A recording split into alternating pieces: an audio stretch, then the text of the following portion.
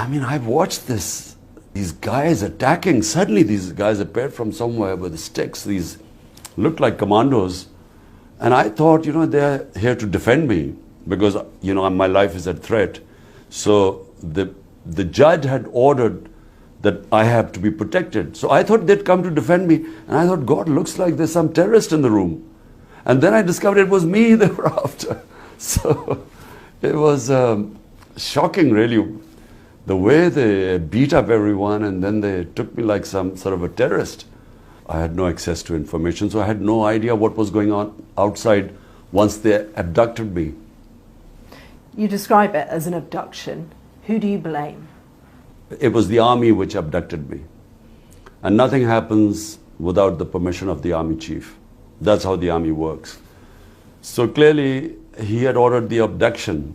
We are hearing from the military and the government that the security concerns around you and the threat and risk has been so high that this was the only option, that you forced their hand. This is such nonsense. First, they attacked my house for 24 hours. They wanted me to appear in a court in Islamabad, in a magistrate court. I had already agreed to attend. The law says that had I given them an surety bond that I would attend the court, they couldn't arrest me. They refused to take the surety bond. Attacked my house for 24 hours. We couldn't sit inside. There was so much tear gas shelling, and people had broken bones and stuff. So, look, they are on a plan. And what is the plan? The plan is they're petrified of elections. The gap between us and all the other parties is so huge now that they're petrified that they will be wiped out. So they have decided that the only way they'll allow elections is if I'm inside jail or killed. There are been two attempts on me. And most of my senior leadership should be jailed too. This is what they've done. They've used this to put the entire leadership of PTI in jail. What will you do if you're rearrested? Because there is a very real threat with more than 100 charges against you that you could be. Well, on the last count it was 148, so I'm reaching my century and a half. And they're all, bizarre charges like sedition, serious charges? That I've corruption, treachery contempt against of court. The corruption case on what was the corruption case? What is your strategy if you are rearrested? Well, no strategy. I'm mentally prepared to go into jail. As I said before leaving for Islamabad, I said I'm prepared. But the point is that their intention is not because I've broken some law. The intention is that they want me out of the electoral race. This is the election year. How do you lead with so much of your party in jail? Well, the remnants I gathered today, and I've had a meeting with them, and we're trying to chalk out a strategy. I'm going to go out in public and start my mass contact from Wednesday onwards. So, we will carry on, hoping that the Supreme Court will announce an election date in 3 weeks' time. Can you reassure voters that you're even going to be around for it, let alone your leadership, the rest of your party? Look, what might happen, God alone knows what might happen. I'm lucky to be alive. No one thought I would survive yesterday because they had already got police contingent from another province, that the moment I had got bail from these cases, the police was ready to take me in jail on another case. But the judges stood up. And this is what has shocked the military establishment. Because the judges finally decided, they said, look, we're not going to again get him into jail, and everyone knows trumped up charges, and the result would be public unrest. So the judges took a stand.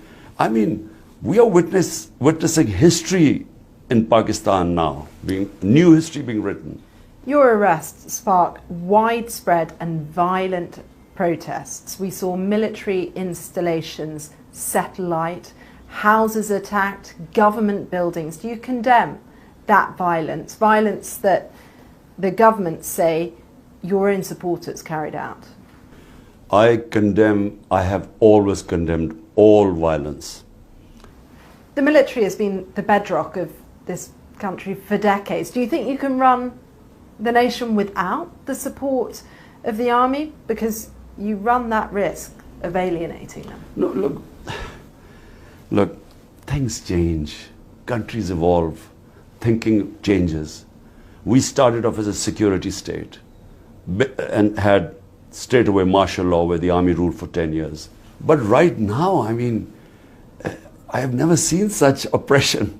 I mean, there's total clampdown on media.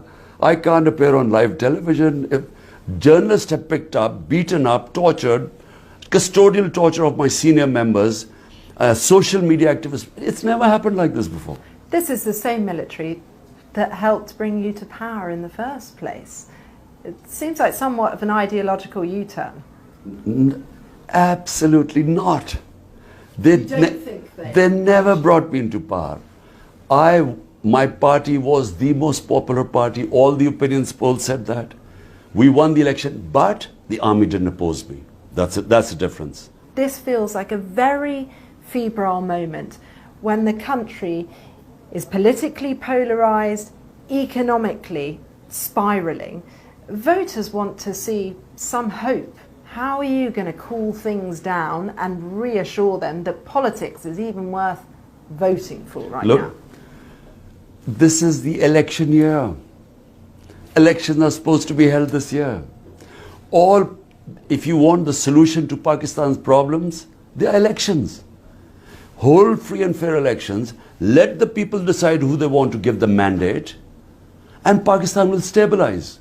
Problem is that they're all worried. The entire 12-party coalition is petrified, along with the military establishment, that my party will sweep the elections, because out of 37 by-elections, we have swept 30 of them. So because they're worried, they're trying to delay the elections. That's all. So all we want is free and fair elections. Do you have faith in the judiciary? And where do you think democracy in Pakistan is right now?